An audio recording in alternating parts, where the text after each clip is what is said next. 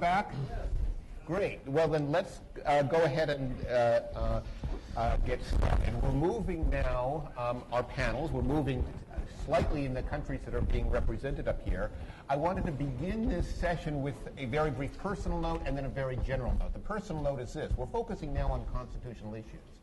And that is something that has been a personal interest of mine for a couple decades or so. When I was studying this in the 1990s, the place you studied it was in dusty university libraries. You talked to constitutional law professors and so on. If you picked up a daily newspaper, you wouldn't find an awful lot. And if you talk to people in many of these countries, they would be barely aware of the existence or the contents of their constitutions. Right now, what we're seeing is a constitutional process being absolutely critical and essential to the political reconstruction process in the three countries that are represented up here. So we're moving from kind of university seminar rooms to hard street politics, and that's going to be something that the implications of that is one thing I hope we'll focus on here. The more general note was I want to point out something that I heard this morning. What I heard this morning from representatives of the four movements that were up here was sort of a tremendous sense of excitement and responsibility and a real interest in essentially getting to work, into taking the programs that they've been developing, often in opposition, sometimes even in prison, and actually applying them to government in operation. So I want to build on that in this session and essentially take a very practical look. We had some very good general overviews in the first session, but what I'm going to try and do is to move with our guest's permission, to move a little bit into the practical details, because that's what you really have to do when you write a constitution, is pay attention to the fine print.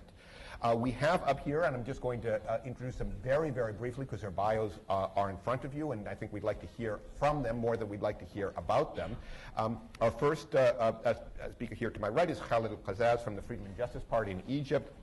Then to my immediate left is Oussama al-Saghir from Nahda, and he's a MP in Tunisia. And third is Mohammed Gayer from the Muslim Brotherhood in Libya. So what I'm going to do is to start with a question about constitutional process, and I'm going to spin it slightly differently for each of the three people here, and ask them to sort of give us an idea of where the constitutional process stands. And I'm going to try and ask the question in a specific way. For Egypt, Khalid, what I'm going to ask you is, essentially, we heard an awful lot about the need for a consensual constitution. And we heard from your colleague this morning, in essence, how it is that the Freedom and Justice Party thinks that it is acting absolutely consistently with the referendum, the constitutional amendments, and so on, in the way that it has proceeded. When I listen to him, I think if I were his lawyer, and I'm not a lawyer, but if I were, I'd say, I've got a very, very strong case. You've acted totally within the rule. If I were a political advisor, I would say, you've got a mess on your hands. Because essentially what you've got is a body that's supposed to write a constitution in a consensual process where a quarter to a third of the people are refusing to take their seat. So my question for you is, how is the Freedom and Justice Party going to confront that? Let me go ahead and list all the three questions right ahead, and then we'll go in order. Oussama al-Saghir, my question for you is a little bit about Tunis. Again, we heard a vision of a constitution about freedom of the press, about strong state institutions, independent judiciary, which very few people, I think, in Tunis, very few political forces would disagree about. And we've heard about some concessions in the sense that the Nahda is willing to make. My question for you is this, because you've got a constitutional process that is actually now well underway. So where are you finding that the consensus begins to break down? What are the issues that are dividing you from the other political forces? And Mohammed Gayer from Libya, my question for you about Libya is this. When I look at your colleagues from other countries, they represent places with long constitutional traditions. Tunisia going back to the 19th century, Egypt to the late 19th century. They're also got very well-defined processes. In Libya, you've got a very disorganized political scene and what is supposed to be a very, very quick constitution writing process. So how are you going to be able to take this much more unorganized environment and manage to come up with a consensus document that represents all Libyans? So let me first turn to you, Khalid. Thank you very much. I would ask your permission to start with a statement, but I'll stick to the time frame. The statement I would like to to make is actually an extension of what President Obama commented on after the Arab Springs, related basically to the nature of this time, that this is actually a historic moment. It's, as he said, a moment in history where we see actually history in the making. And this is the statement what we live by day in and day out, and this is actually how we see the situation. And of course, not being with my colleagues from the Islamic movement in different parts of the world, here in America is also historic, but the idea of actually a changed reality in our region, a changed reality of nations and groups of people who really suffered under extreme oppression and actually decided in a very idealistic way to take their matters into their own hand in a very non-violent way, if I talk specifically about Egypt and Tunisia, and I'm sure that the Libyans even started this in the beginning, and this is their intent, and this is how they wanted to proceed in bringing peace and democracy into the region by showing popular support and being all Egyptians and all Tunisians trying to achieve what other nations managed to achieve, which is internal stability and internal peace, some governments and authorities that actually represent them and speak on their behalf.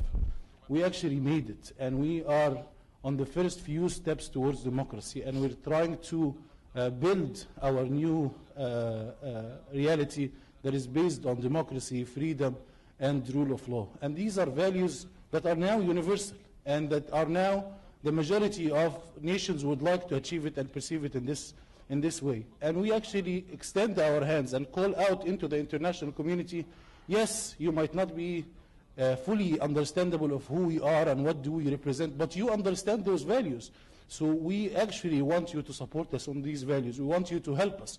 We want you to give ideas and actually believe in these values and believe in the right of nations to achieve these values. Our constitution writing process is an integral part of this process. We started off with an election for our People's Assembly, the Parliament, in two chambers, and the referendum before that. And Egyptians expressed, their freedom in those elections, where they came in with a very high percentage of participation. Almost all Egyptians participated in those elections, even the ones who had the right to vote, and the ones like my children, for example, came in to participate at this moment. So they actually came in and showed their commitment to a democracy at this particular level. And we now have a parliament that actually is a representative to the revolution and the revolution spirit, and is committed to those values. So this is the first building block was done out there. The second one is even more challenging. The parliament, of course, falls back onto the ballot box and accepts the reality of political participation and political rivalry and actually winning seats and percentages, etc. But constitution writing has to be done by consensus, has to be inclusive, has to include all segments of Egyptian society, has to prepare us, and I'm glad that in this assembly, it's a youthful assembly, this constitution will serve us and will serve our children right away, has to include our aspirations, has to prepare us to be part of this small global community, the interconnected global community, has to put us along those lines, and this cannot be done by one party or one world view. In Egypt, we enjoyed now, after a suppressive and oppressive regime, we now have a pluralistic, at least political environment, and now we're still in the spirit of some political rivalry where we have all the different views and experiences, and it is a difficult process to reach consensus. What we agreed collectively on through different ways, through different democratic ways, which is basically we agreed on the process, that the process, the minimum level for it has to be democratic. And again, as you said, this is why in the legal sense, the process now is okay. The challenge actually is to go beyond our rivalry, political rivalry, our different worldviews, find common grounds on the actual issue, which is the constitution, which is a constitution that has to be representative. And so this is the challenge. Sometimes, particularly when there is a big majority, the minority feels that they're excluded. And it's their right to feel this way. But we have to rise above these competitiveness and start looking on what is it that's coming. On our end, we try to do so. We have the process itself started off by the Egyptian people in the referendum, choosing with overwhelming majority, 70% of the population voted that the parliament will pick the 100 people assembly. And then the parliament itself, with even a bigger majority, voted on the process on how the composition of this assembly. So there is actually a democratic process there. So we actually decided to reduce our representation in this assembly so that more people can actually participate. Our party alone from the parliamentarians in this constitution resembles 25%, from a 40 to 47% actual representation in the parliament. So and with the coalition, we're actually around 35%, which is way less than our representation in the parliament. And we understand that this is not the equation. The equation is inclusiveness. And even though it was a challenging process, actually to come to an agreement on this with these people, with many parties actually refusing to be part of the process, we're still talking to them. And this discussion still was very useful because it came up with newer ideas. We now open this writing of the Constitution not only limited to the 100 people, but we extended it for many technical committees that are open for anybody to participate. And we are talking back to those, even the opposition groups, and to the different institutions in order to make sure that they are in one way or another accepting it. And I have two last things gestures that actually we feel that we are special. And it was something that is of symbolic nature to us. The last meeting that Pope Shenouda, the Pope of the Orthodox community in Egypt, and actually is the center of the Orthodox sect in the world, the last official meeting that he had was official visit came from the leader of the Muslim Brotherhood. This was his last meeting. And on a piece of paper written to the leader, he jotted down the names of the representation of the church into our constitution the Constituent Writing Assembly of all Egyptians. And we actually stuck to this paper. And this is where we actually take it, and we actually stand for this. We were attacked extremely by specifically two liberal parties, and we made sure that the heads of those two parties are represented. We actually voted, and all our members in the parliament voted for our two, if you call them political rivals, to be part of this constitution. We are keen and determined to have our process based on consensus, and that the constitution is actually representative of the Egyptian population. Okay, let me just ask you forgiveness so I can ask one quick follow-up question. If you don't get them back on board, if you do not come to an agreement with them, will you continue with the process as it is, or will you try and somehow go back to the drawing board and come up with a new process? Okay, we have actually two challenges. We actually have one challenge and we have several solutions. The first challenge basically is the time is not in favor of the revolution. The time is not in favor of reform. And I'm not talking about political luxury or the luxury of having this election or that election.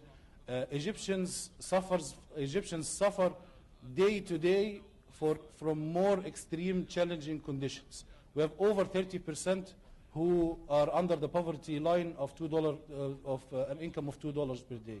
And these people even suffered more during this transient government that are having a very poor performance. And not only this, they are even making up more problems in terms of gas, bread, and transportation, and many different problems during. So time is not in favor of those people whom we represent. And we're very sensitive to the needs of those people. Ask our parliamentarians, Dr. Dardiri or others, and they will tell you that people are actually suffering day in and day out.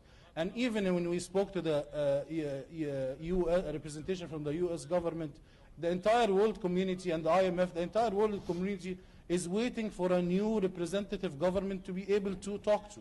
So again, time is not in our favor. So we have to work against that. The mechanism, the democratic mechanism that was chosen in terms of a solution, chose also an extended list. They also voted for 40 people as an extension to this list. So practically speaking, and the 40 is also a diverse selection. So we have an extension of 40 people who can replace those whom we fail to bring back. And again, I say fail because if we can't bring them back, then we have a problem and we have to solve it. But we have to move on with the process. Okay, thank you. Okay, so let's move to Tunis and find out what problems you're having there. And also the good news. We want the good news as well. في الواقع عندنا معلومات جيدة أكثر من المعلومات السلبية. In reality, there are more good news than bad news. And first of all, I'd like to thank you for this kind invitation, and I'm very pleased to take part in this conference. And I noticed that if this center were to open a center in Tunisia to learn more closely about what's happening in North Africa, it will be a good opportunity. In reality, in Tunisia, there is a very strong energy or force represented in the spirit of the Tunisian people who decided to launch a very peaceful revolution that represented all the various parties in Tunisia, particularly the youth generation, which grew up under the dictatorship. And this is the Arab generation whose spirit and energy wants to change this course, a course in which a young person, whether man, woman, and even children, could not express the simplest expression of freedom. We used to live not just in a dictatorship, but in a police state, in which controlled every aspect of the Tunisian's life. Now, with respect to writing the constitution, it's clear that the Tunisian people have chosen to include all political parties in the drafting of this constitution. And to clarify this point, I would like to I remember the day in which the first Constituent Assembly met. It includes a large number of young people, including myself, and also some people who have also spent, like my friend Dr. Atiq, 17 years in jail, including 10 years in solitary confinement, and we're not talking even about torture and other people who have struggled from various parties and intellectual and ideological backgrounds.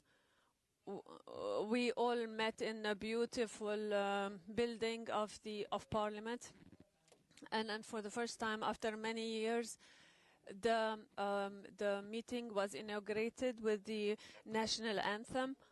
And we could not express the feeling that prevailed when all the Tunisian people were looking directly at the parliament. To begin with, the Tunisians did not even know how it looked like. But today, all parliamentary sessions are broadcast live. And any discussion that takes place on any issue, the Tunisian people will be able to view these sessions via Facebook and also to express their views. So when we met for the first time, the statement that this anthem had, and it read like this: if the people decided it to live, then so any people who wants to respect life, then it's all embodied in the national anthem. And this spirit is far stronger than any difference that is currently existing when it comes to drafting the constitution. And if there are demands on from different parties, then it's all being expressed peacefully. And the Tunisian people have proved their ability to express their views in a democratic and civilized manner. And for example, one day we'll have a discussion of the role of the sharia in the constitution, and then the next day we have a party that says is opposed to that. This is the democratic spirit that we are living even before the drafting of the constitution. So so you can imagine how it's going to be like after the constitution is drafted. And we believe that the differences in writing the constitution will be very minor.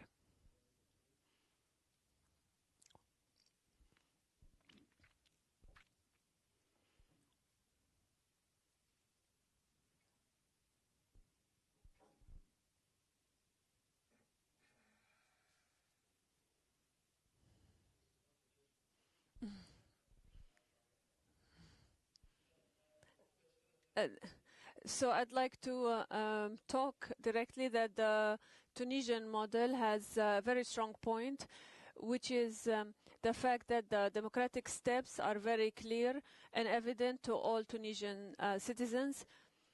And the elections have bestowed legitimacy on us. And the main problem that the Arab countries face is that leaders lack legitimacy, and that they oppress the people and use all forms of violence against the people. Therefore, our biggest achievement was the legitimacy, and through this legitimacy, nobody can question the authority of the Constituent Assembly to draft the constitution. And if the agreement could not be reached, then we would put the issue in a referendum to the people to decide. The other issue is that we need also a legitimate government. And this is another clear step in the democratic process that is very clear to the Tunisians, and which is that they need to elect a legitimate government and a legitimate president for the first time in the history of the country. And for the first time in the history of the country also, we have the ministers and the members of parliament sit side by side. So the new government and the past government sat side by side next to each other, and this was totally unusual. And this is what the Tunisian people would like to see. Therefore, legitimacy was one of the very clear steps that outlined the model of democratic transition, and all citizens were able to see it and see the process that we're going to follow. The legitimacy of the Constituent Assembly is not absolute. It will end on the day that the Constitution is drafted and will not continue to last forever. And once the Constitution is drafted, we'll go back to elections. So all these steps are very clear to the Tunisian people, and therefore give a very clear model and a broad space for dialogue, and also gives comfort to the Tunisians.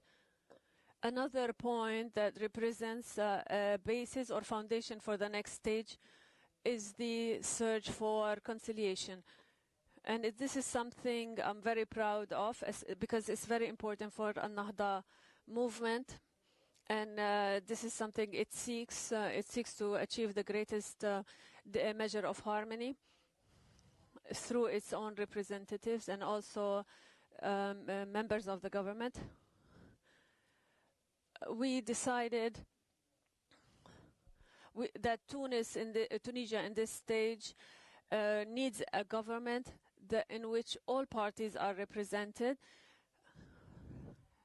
And Al-Nahda wanted to prove that all these years in which we lived as Islamic movements with the assumption that we could not cope with democracy and also live side by side with leftist groups, we managed to prove that we are able to reach agreement with the other parties, including the leftist parties.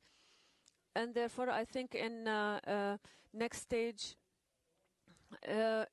we can also provide a very real model for agreement and harmony. And also another point is that the people have the right to also engage in the drafting of the constitution and to take part in the 6 committees that were formed to and tasked with writing specific segments of the constitution.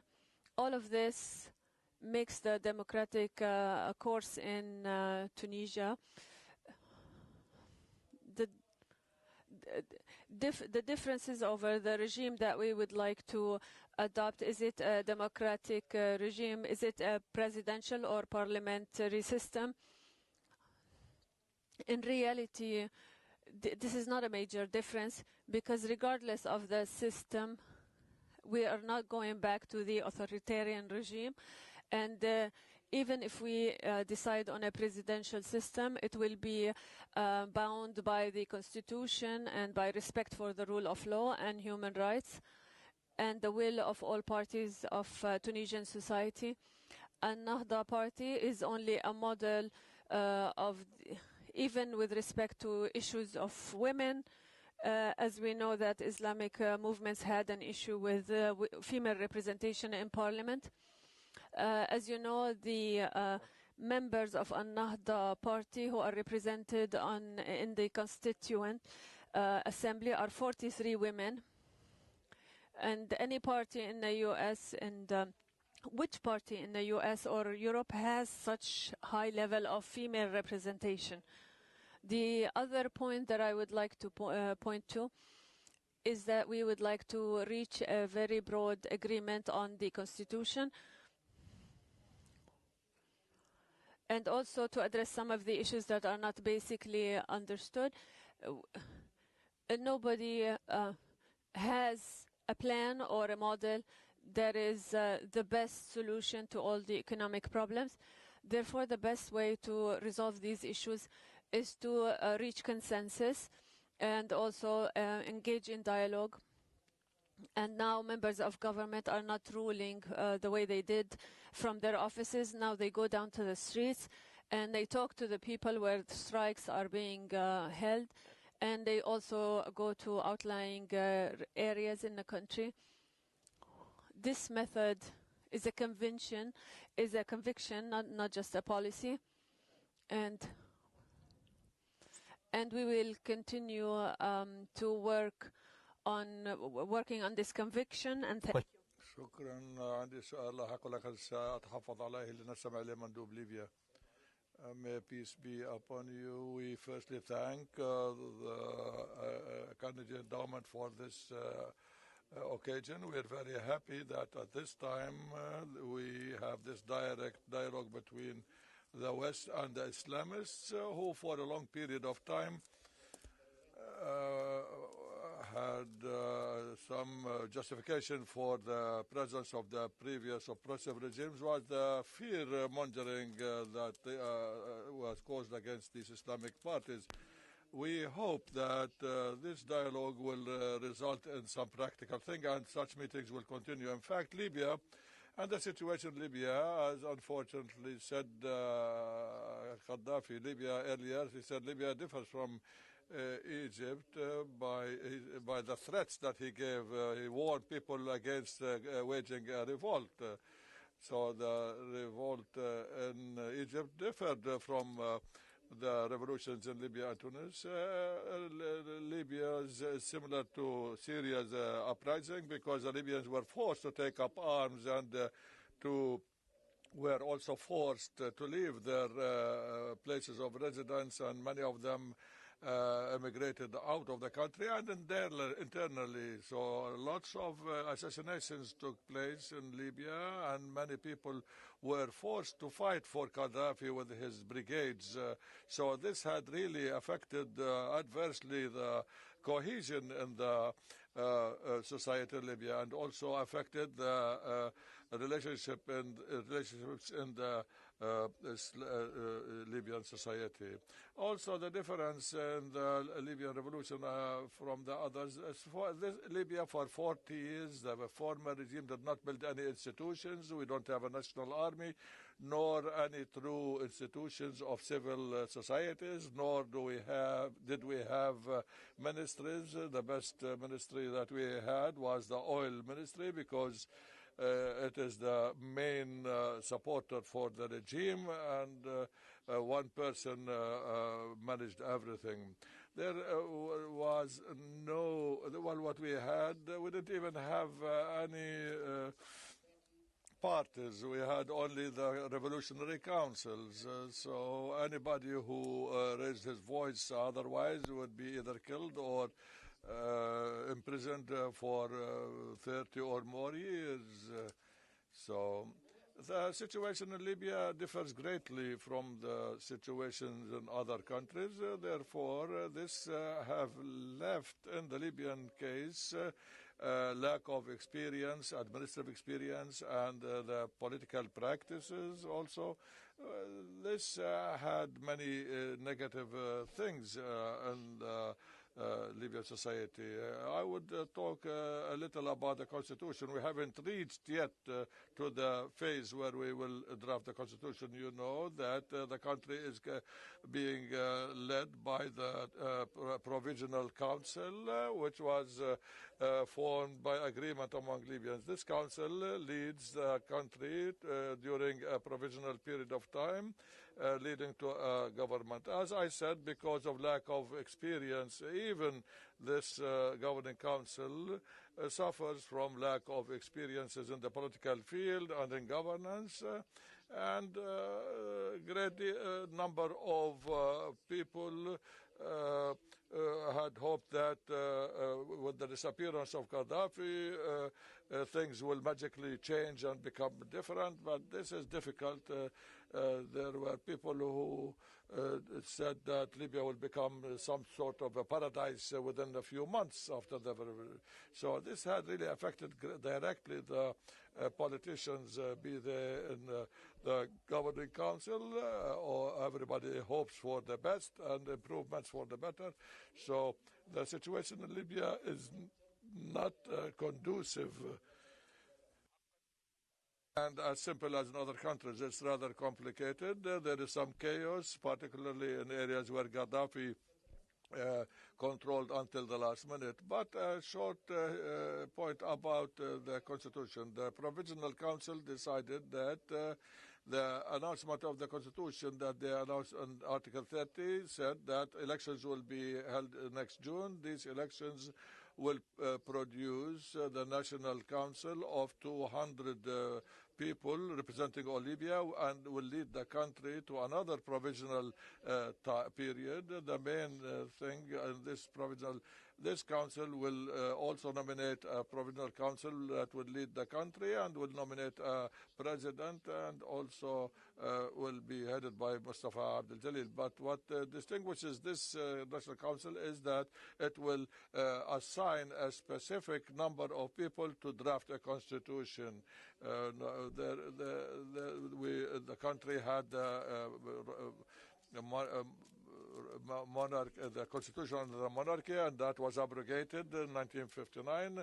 So there is no constitution that is known in Libya. So this committee that will be formed out of the National Council will be assigned to draft a constitution. There is a proposal from the Provisional Council that the membership of this council will be 60 people representing all different districts of the country. Perhaps you talked about the case of federalism. Some people are fearful of the centralization that had caused this country to be, in many parts, particularly in the eastern part, to be marginalized. I don't mean that all the people in Libya were marginalized, but because all the government institutions or departments were in Tripoli caused marginalization of the other regions. So everything was marginalized. So there was a reaction to this, fearing that marginalization will reappear again, therefore the demands for federalism. The Provisional Council response was that they are forming a competent committee that will be equally representing all the different regions of the country. So this is an option. The National Council, once they are elected, will have the right to approve this option or not, because it is the recognized legislative body. So this committee, in fact, will be the committee that will draft the constitution, which will be subjected to a referendum. We as Brotherhood, as my brother Osama stated before me, is that the constitution must be drafted in some sort of consensus and acceptance by all Libyans. We don't want in the next phase that any group be dominant, be it one of the political parties, or even dominate in governing the country. We the society had suffered a great marginalization, and Libyans lost a lot in this revolution. As I said, we lack political experiences, so people are fearful that one dominant party will control everything. This is not an easy process to reach consensus and agreement, and that is due to the inexperience in the political field. People were not allowed to practice politics, all except those in opposition. I, in my lifetime, never submitted a ballot. I lived in Britain and I participated twice from Britain, but in Libya I never participated at all, except in the elections for the Muslim Brotherhood. The Libyan people should have awareness and be able to build the state that they aspire for. Constitutional processes in your countries and where your specific party or movement fits into that and is trying to contribute. I'm going to try and now ask some fairly specific questions, and I'd ask if we can to keep the answers very specific as well. And my first question actually has to do with Tunis and the relationship between the Islamic legal tradition and Sharia on the one hand, and the legal framework on the ground in Tunis on the other. If I understand the position of Ennahda, the position of Ennahda is you don't need an equivalent of Egypt's famous Article 2, the principles of the Islamic Sharia shall be the main source of legislation. You don't need that in the Tunisian constitution. So my question for you as a member right now of the Assembly is, as I understand it, responsible not simply for writing the Constitution, it's also serving as an interim parliament, and it will set up a permanent parliament. When you as a member of Ennahda, or when your party thinks about the kinds of legislation that it would like to introduce, to what extent and in what ways do you draw on Sharia sources? How do you conceive of the relationship, not between the Sharia and the Constitution, but between Sharia and ordinary legislation when you get down to the business of making ordinary laws? الواقع يوجد يعني في تونس في In fact, in Tunis, we have an effective participation and very strong participation for all segments of the Tunisian population. This is the role of the civil societies, and the Al-Nahda movement is trying to build all its decisions on the basis of what they believe are in the best interest of the Tunisian people, and to be inconsistent with the Al-Nahda movement's project. So anything that the Tunisian society deems to be the way that represents the Arabic Islamic nature of the Tunisian people, and that would not allow anybody in Tunisia to subject it to subject to any questioning or to any test.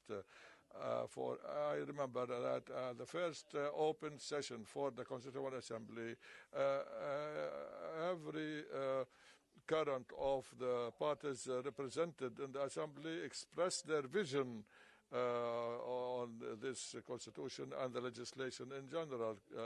As you mentioned, the Constitutional Assembly has a legislative authority also. So all the activities move towards dealing improving the economy and open the road for investments. All of these, all those who expressed their statements expressed the Arab Islamic nature. So I don't think there will be a big problem between legislation on the one hand and the identity of the Tunisian people, whether in the constitution or in legislation. Naturally, in Tunisia, we have an economic system that is very close to the liberal system in the West. This will continue to be in Tunis. We can also introduce new opportunities through the Islamic banks that would allow an opportunity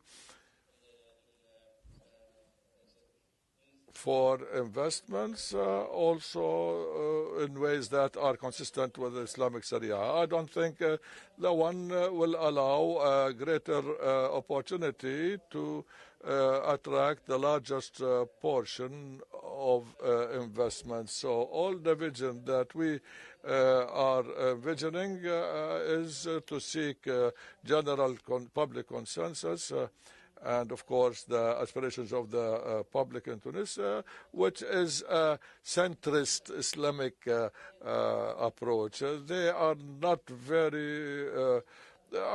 all societies are extremists. Of course, we have extremism in the right and on the left. We have a very strange extremism even on the left. We respect we respect the Salafis and we respect the rightists. The main thing is the respect of law. The main vision for the Tunisian people live in a centrist vision of Islam that is prevalent all over the Mediterranean region. So we are not fearful.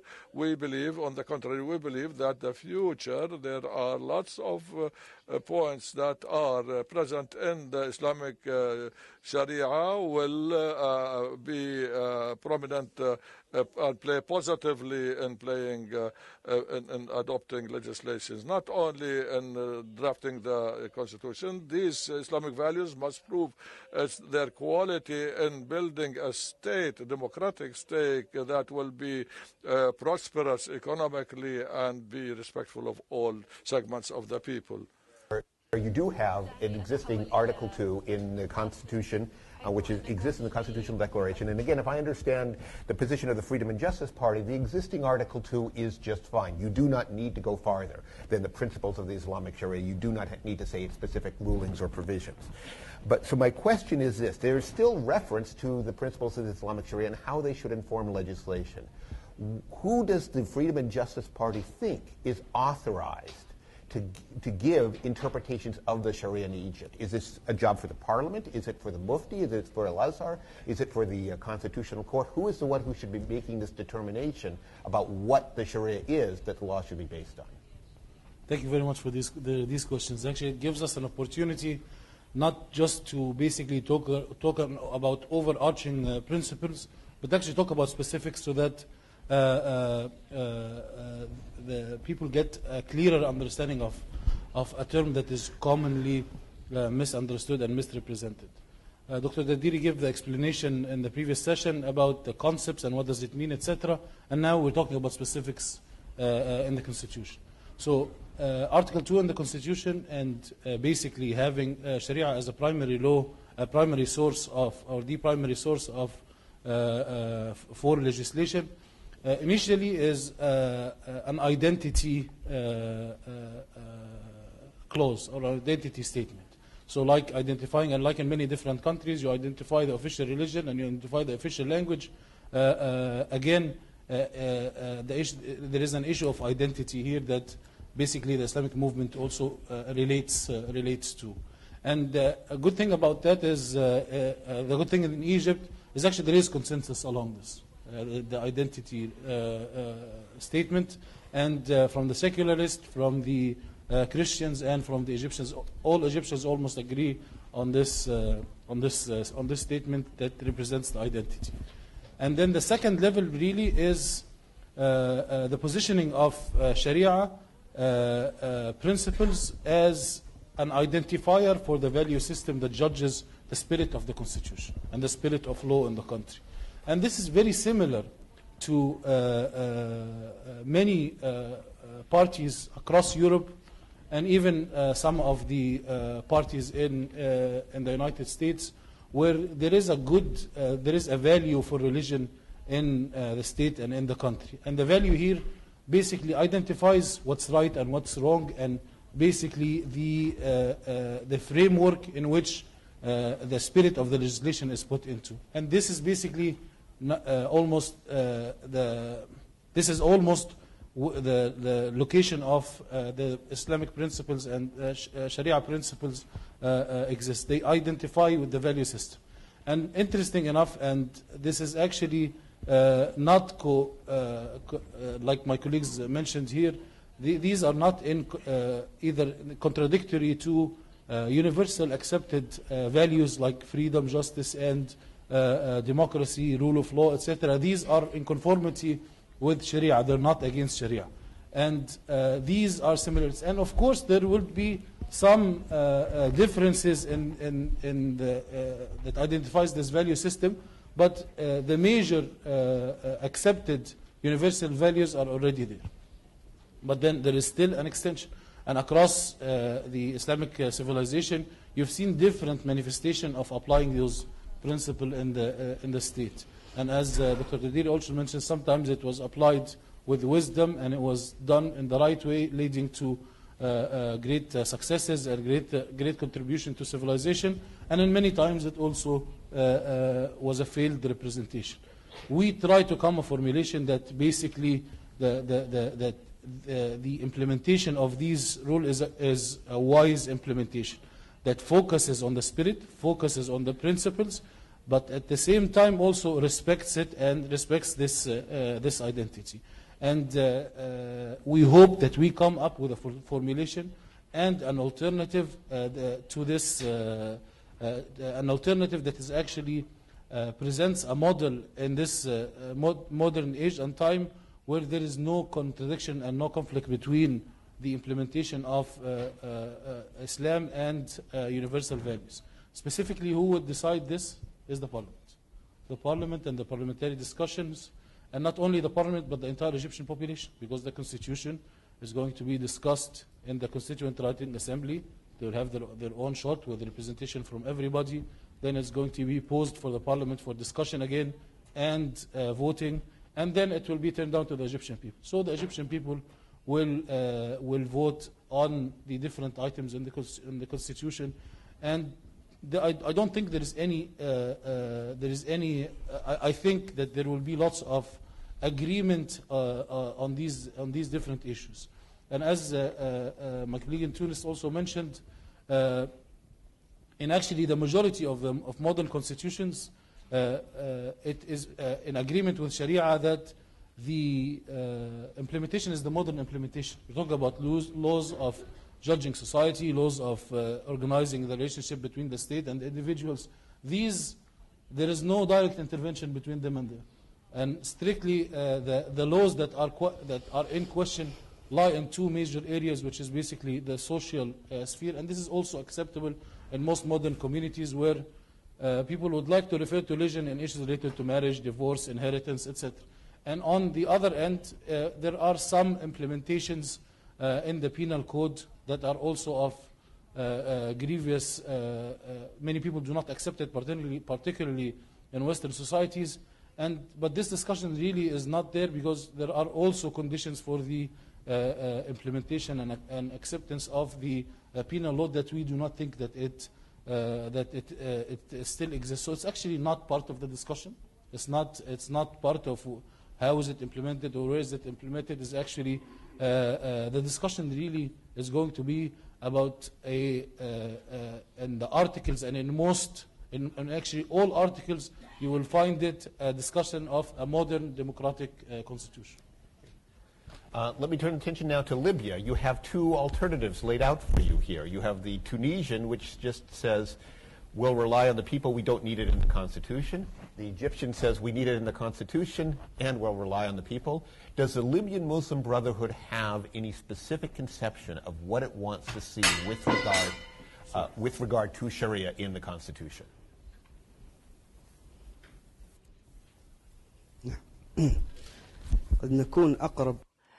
Perhaps we are closer to the Egyptian model in this regard, because the Libyan people,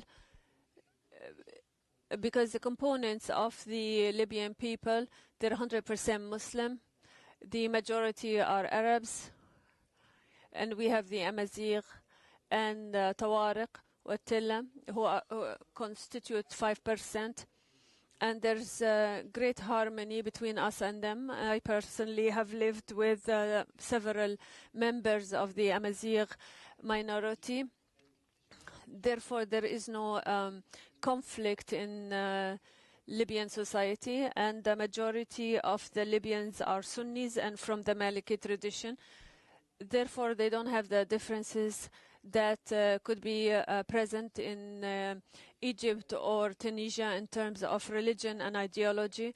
Surely we have some liberal thoughts, but they also are not similar to what we hear about the liberals in Tunisia or Egypt. Therefore, there is agreement on the political sphere in Libya, and there is no large polarization between the Islamists and the liberals. We actually don't even like this label because they're all moderate Islamists.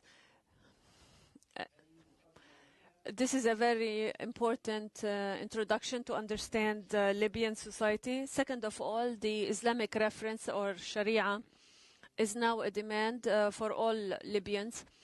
It's not restricted to a particular group of the Libyans. Doesn't concern the Islamists, but it demand by all Libyans. But what is our own understanding of this reference? As Dr. Dardiri and Dr. Khalid also said, it's the overall intent of the Islamic of religion, which is to establish justice and consultation and equality among people, and to defend freedom, even if people hold different views.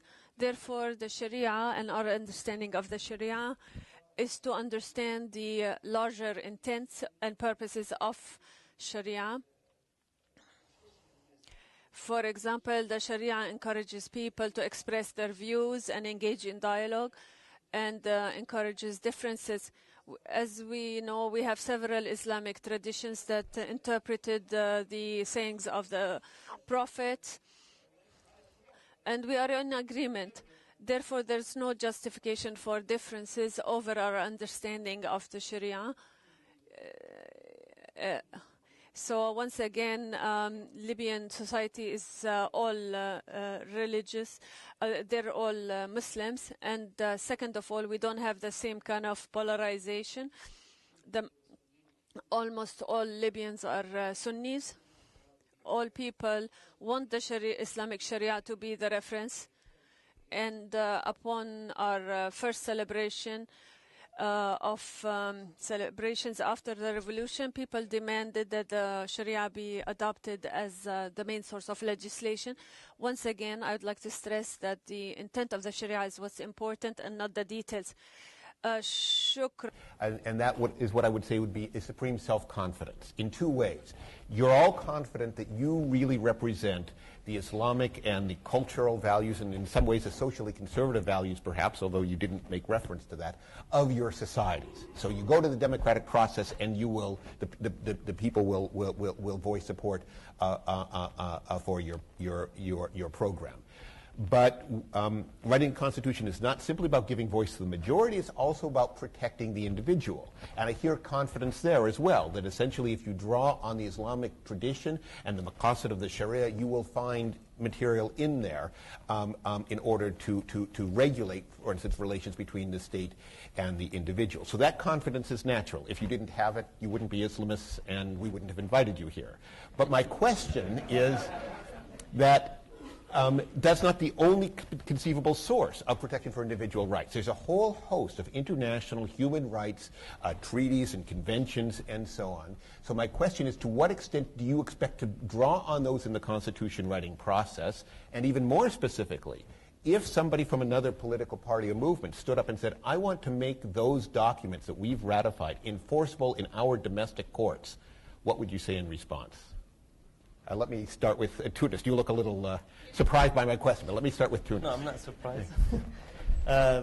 يعني الجواب هو نفس الجواب الذي ذكرته سابقا. My answer is the same as I stated before. Anything that opposes or agrees with the Arab Islamic Tunisian nature, that's fine. We will never see any difference in international agreements. This will be there, and we will not withdraw back from what was in anything that might conflict with the Arab Islamic identity.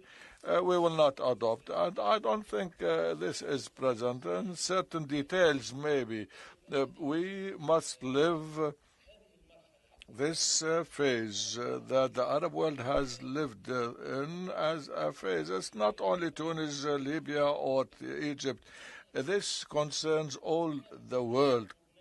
So therefore, we are here in Washington. We're not in Tunisia or in Cairo or in Libya. This change is not merely a change in the democratic system, but somehow it will include improvement in moving towards accepting all civilizations upon which the human civilization has been built on in general. So we recognize what Islamic culture had presented, and the Islamic civilization had presented also all values and all positive, and of course there are negative things, and all these values that Islamic culture had provided is accepted and recognized. So this is not subject to any dispute. So our question is that we always believe that human values are not things that will be taken on the margins, but it will represent all the civilizations upon which this humanity has been built will be the source. So in the case of Sharia, there was talk that what sources shall we do? Is it international agreements? Is it a Sharia? We decided not to choose this path. We decided that a legislature, which is a person, what legislation is what gives the people, is to establish a civil state that respects the citizen regardless of their political and political leanings. So Al-Nahda purposely had met regularly with religious minorities, Christians and Jews. There is some strong messages that are being sent to these minorities, telling them that your presence in Tunis will be respected not only as a minority, rather as citizens. This the picture or the image that we are trying to build for the country. Al-Nahda movement is one segment of and it's not the only segment of the Tunisian society that pushes strongly in that direction. I give you one simple example.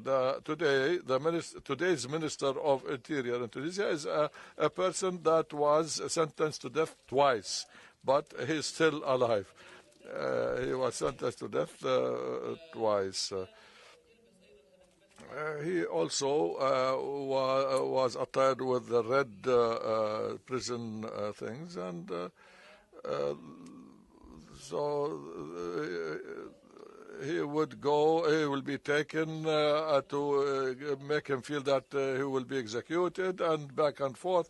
I don't know. He spent 17 years. I don't know how much of them was in solitary confinement.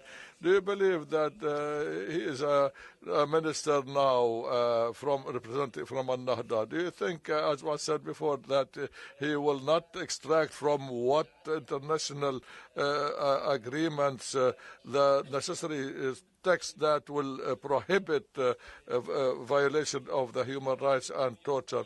The son of this minister stated on the day he was appointed, as I told you, he is a minister now, and he was imprisoned, and he was tortured under the chambers, under the Ministry of Interior.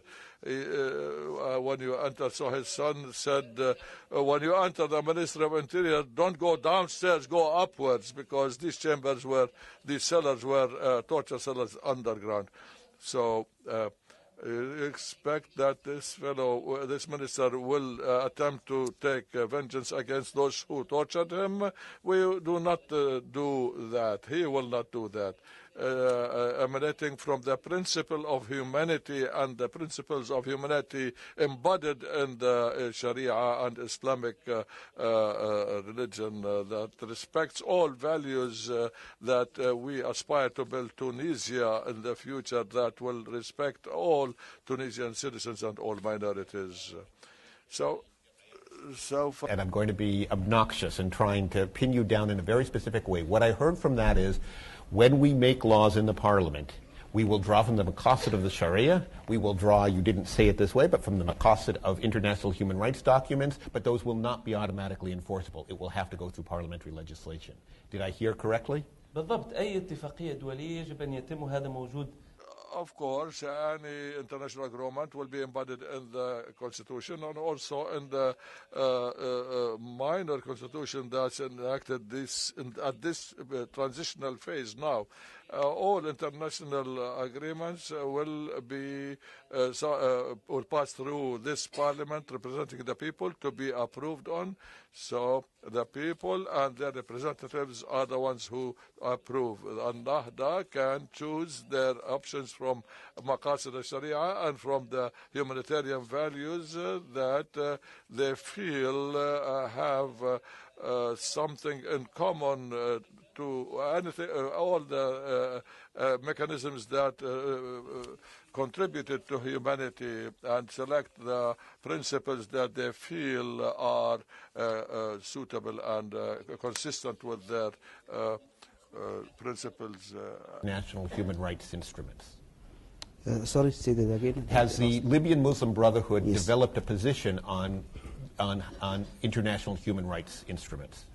نعم.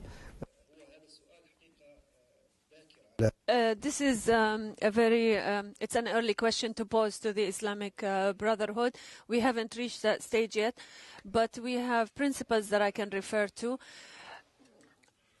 And as my brother said here, it's the Islamic reference and universal human rights conventions that do not conflict with the Islamic Sharia or even with the culture of the Libyans. But I would like to point out that there are some things that the Westerners interpret based on their own worldview. Surely there are some minor differences related to culture and tradition among nations. For example, yesterday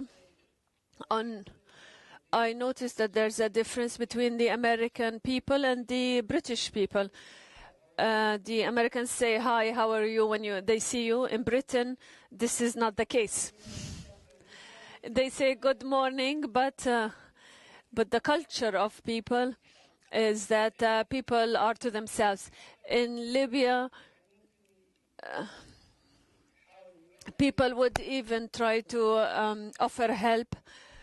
This is a difference. I mean, this relates to the culture of Muslims and Arabs, and they're somehow a difference from Western culture, and we should not forget this. We have the Sharia, we have universal human rights conventions, and these conventions are not different from the Islamic understanding of human rights. when I took refuge in Britain and I was being interrogated, I was asked by an interrogator who didn't believe what I was saying. That's something, but perhaps when we are talking to our Egyptian people, they will think it's a very simple issue. People were being killed by the hundreds, and that was accepted. Therefore, the difference in cultures affects, no doubt, the details and the form and the items that will be included in the Constitution. Muslim Brotherhood, it didn't have detailed proposals. My response is usually, you haven't read their documents. They go on for page after page, hundreds of pages sometimes. But among those, in the party's recent platform, for which it ran in the parliamentary elections, was a call, if I remember correctly, for review of certain international human rights documents. So what is the party's agenda when it comes to international human rights instruments? Thank you. That's again a good question. You have always good questions. Always good questions. Actually, the previous regime, I think, almost signed on all international treaties, and I don't think they respected any. Right. So, and I don't think even they read these agreements or treaties, particularly the human rights ones. And it's interesting, they sign it on one end, and Human Rights Watch on the other end would prove them wrong. So this distinction is actually there. So there is a form where you actually do an implementation and on one level, I mean signing an agreement and declaration, and the question of actual implementation of these things. And I think this is the sentiment that you talk about so many good things and you agree with our universal values and freedoms. Will you actually do this? And this is an element where we actually need to find a process where we trust, start building trust between each other and actually try to help each other. And this is the worldview that we would like to live in after our region have went into democracy and into respect of rule of law. We actually need your help in actually doing this implementation. But part of the difference is, and maybe in agreement with some of the cultures, is we actually have an internal individual mechanism to make sure that these rights are actually respected. And this is part of the value base. This is part of the difference. This is where Islam fits in the individual relationship between the person and his Lord. Basically, you have an instrument here where you actually make sure that you're not implementing it only because you respect the rule of law, which is a value, or you respect the agreement, but it's actually part of your belief and understanding. You have to do it at the individual level. The previous regime exercised an oppressive practice that broke even this instrument and changed out these cultures. And this is why when you visit our colonized lands, either mentally or intellectually, or destroyed societies, you will find lots of practices, and you've heard incidents in the trials across the region in violation of human rights, women's rights, all sorts, because the oppression breeds these kinds of practices. And it's not religion. Religion breeds love. Religion breeds protection of one another, breeds interaction and collaboration among one another. I lived in Canada for a few years, and the level of interfaith dialogue and getting to know with the reserved or the conservative communities was among the most pleasant experiences one had. We have lots of common grounds, particularly with faith-based organizations and faith-based communities, etc. There are lots of common grounds between us. And actually, we want to use the treaties and the agreement to ensure the commitment on the political level. We want civic society, and we want to empower civic society as a means of checks and balances to make sure that we don't go beyond these agreements and commitments. And this is the approach in our Freedom and Justice Party. And we want our religion, our Islam, to play also this role in making sure that we protect our rights, and we don't call them minorities, as Dr. Dari said, rights of Egyptian citizens, to be equal in front of law, to be equal citizens, and to exercise and live in a respectable, dignified life. Okay. Again, a pointed follow-up question. Are there any of those agreements that the old regime signed even if it's signed insincerely and dishonestly, that you want to remove Egypt's signature from. Okay. And good thing you followed with this again. The first part of it is, you know, all people, particularly in this transition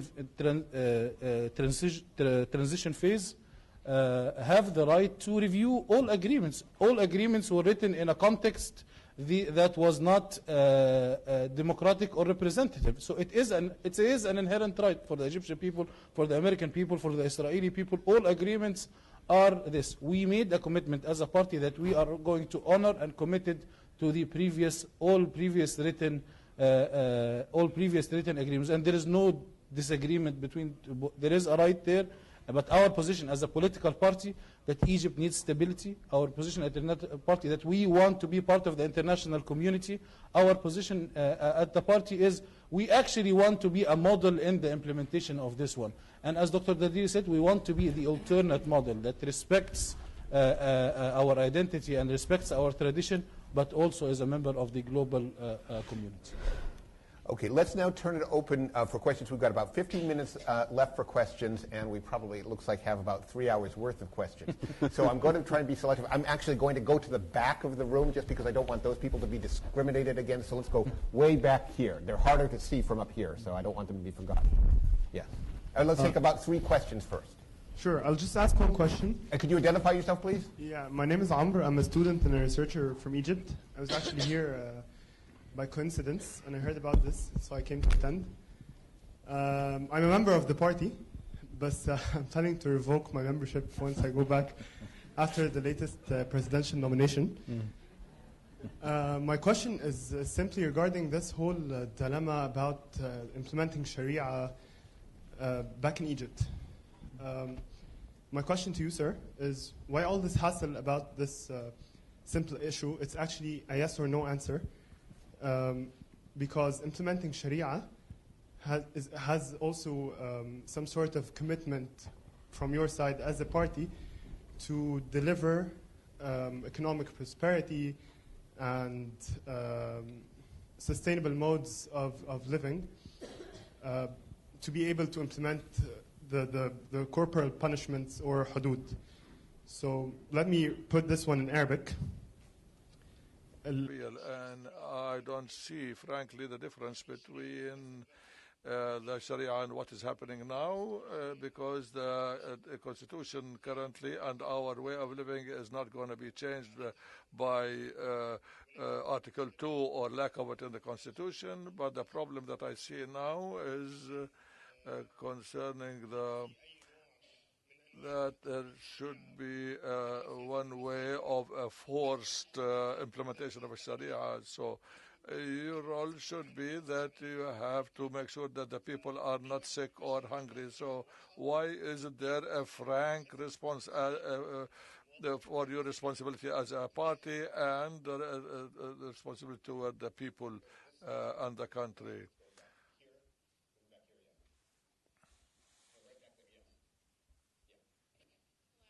Anne. I'm also a student here in Washington in International Relations, and I have a question for the representative of Tunisia.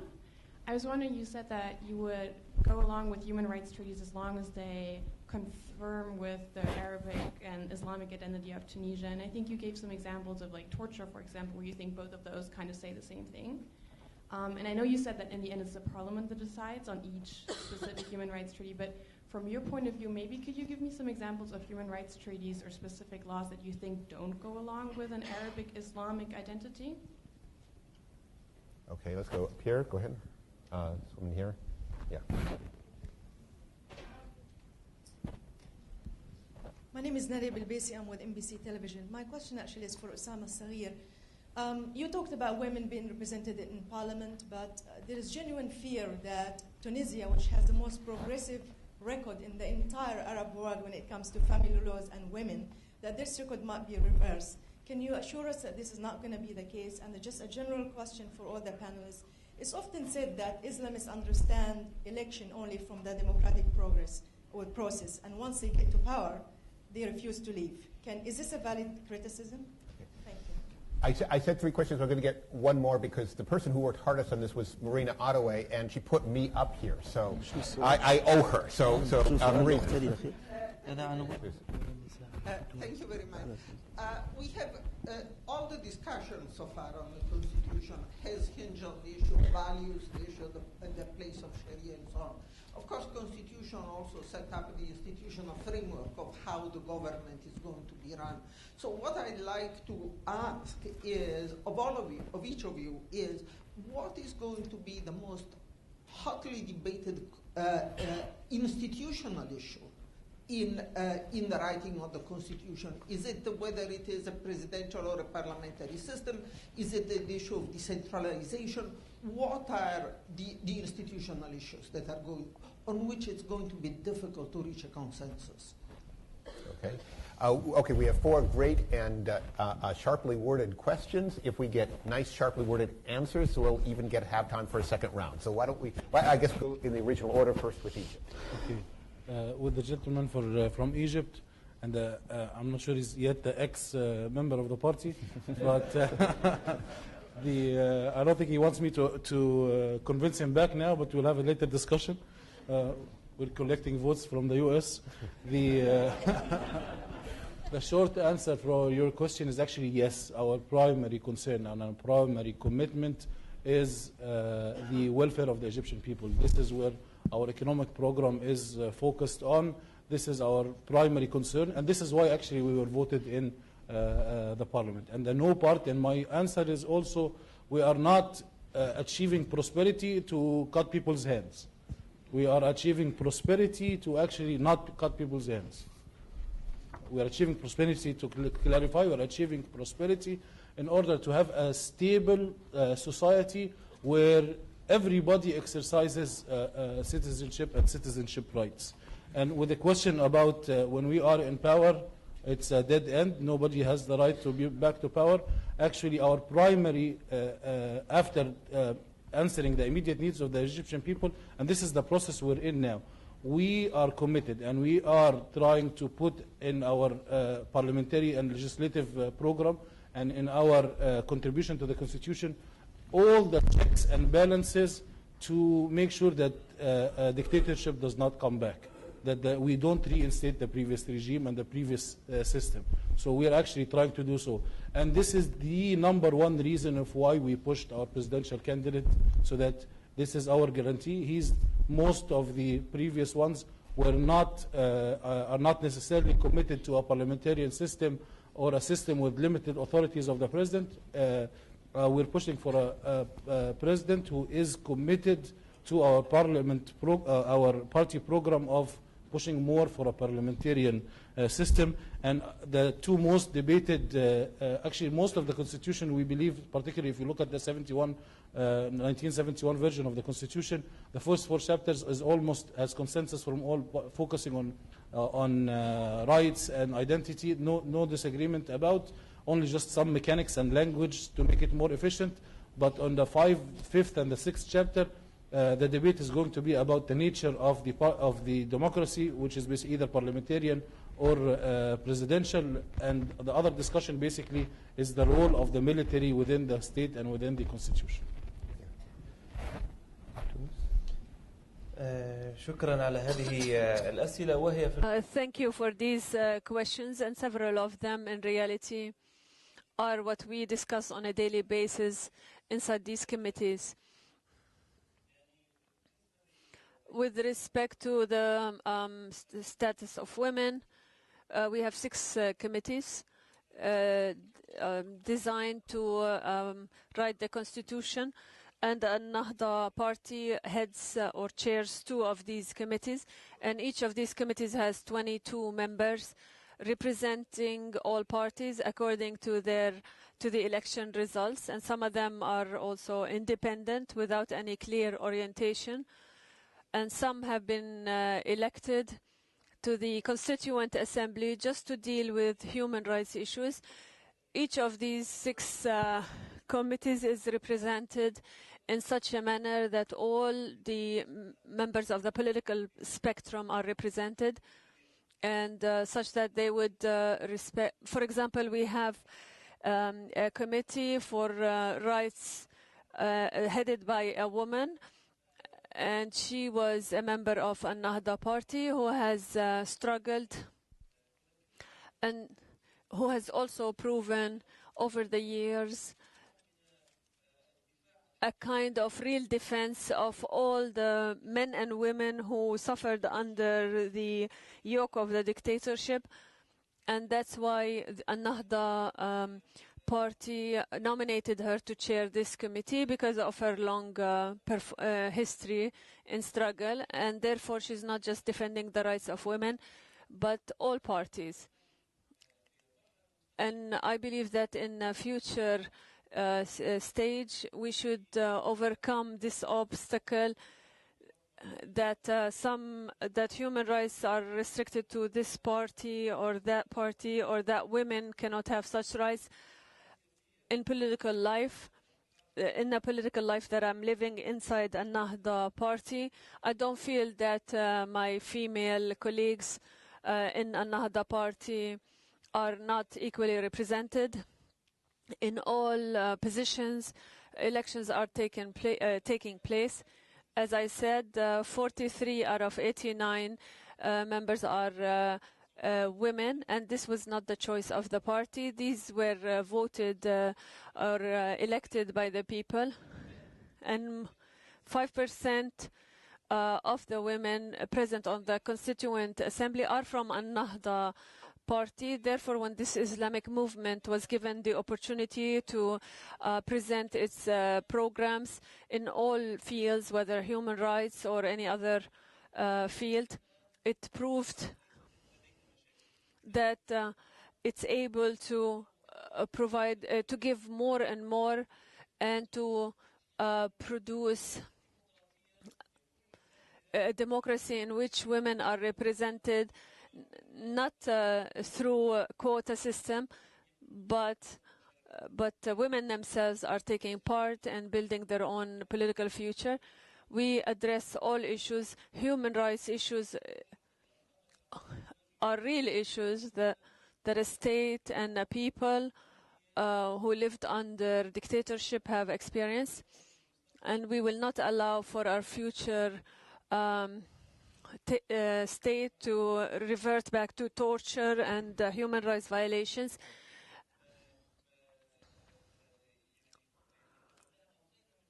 And any other such issues. We found that these issues to be present in the Tunisian people. With respect to the differences in the over the constitution, in reality there are various differences, but what we're happy about is that none of these differences are divisive that could divide the Tunisian people. We're all moving in the same direction. And with respect to the differences, perhaps we need your help. And this is how we can establish an economic future for these people and a balanced system. I wanted to also talk about what we have been discussing inside the committee, and it's not for the purpose of just evading the other issues, but the Sharia issue is only, there's one committee concerned with this issue, and the other committees discuss all the various issues, and that's what I was trying to focus on. There's one other important issue, and that is that these six committees focus on public groups. For example, as my colleague here mentioned, that in Libya there are marginalized groups that don't get the attention of a minister or any public official.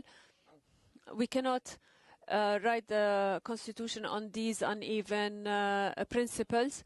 Now we have a special committee that is studying the ideal way to allow the opportunity to have some kind of balance between all parties. And we're not trying, for example, to weaken the groups that at some point used to be to benefit from the space allowed to it under the previous regime, because for 20 years, for example, they were active, and now we try to marginalize them. We want a constitution that defends and protects all parties. and in a very balanced way. So how do we achieve that? We're still in discussion over this. And another issue that is being discussed is the constitutional authorities. For example, the Constitutional Court that would be a defender of this constitution. We don't have such a constitutional court in Tunis, and Ben Ali was a dictator that changed the constitution at will, and he allowed himself to be re-elected over and over again. Therefore, we need a constitutional court that will protect these rights. And how can we achieve this? This is, again, the subject of discussion, and we're trying to benefit from experiences in the West. All of these issues, they're not causing serious differences. There are minor differences with respect to points of views, and these are the kind of differences that the Constituent Assembly in Tunis is experiencing on a daily basis. One of the main points that will be addressed in the next phase, some consider the constitution and centralization, the authorities for the regions and self-governance. These are the main topics that are being presented and debated on the social media and among the young people and other groups for a reason that I alluded to, and that is the centralization and the marginalization in Libya that led to the failure of and left many of these regions behind. Because of the state's policies and its centralization, the other regions were really deprived and poverty epidemics. We have 2,000 kilometers along the beach, along the coastline. You don't even have a beachfront where you can go and enjoy a day with the family. Because lack of focus on development in these different rural areas, of course, caused displeasure among the people. So this is attracting lots of debate to achieve the provisional justice. People avoid discussing these points because of its sensitivity. As I said earlier, the previous regime tried to create a chasm between the different groups in Libya. So it really helped fester animosities between the different groups. So these necessitate a strong government that will be willing to take initiatives and to prove to the people that they can address errors and tell those who violate that they are violators and so on. These are one of the other topics that are being discussed now is human rights. Lots of violations to human rights were committed previously. Unfortunately, now some are being they take place, and these are being debated. It's no secret. We have two organizations, cooperation with the human rights and another human rights cooperation. They are addressing these issues. الاعتذار أنا آمل بدأنا متأخرين فنسمح الجولة أخرى من الأسئلة خاصة للجالس. Those I was going to call on you, really. But so that's the apology. I should add that if the optimism that these people represent is accurate, then they may be back in town fairly frequently. Two instructions. Number one, we heard in the morning session that eating can be a form of jihad as long as you don't do it too much. We at Carnegie do not endorse that interpretation, but we now leave you free for the next hour and 25 minutes to implement it however you see fit individually. So we're going to break until 2:30 for lunch. And we'll reconvene at 2:30. If you can, the second instruction is if you could please take off your headsets and leave it on your chair. Thank you, and please join me in thanking our guests.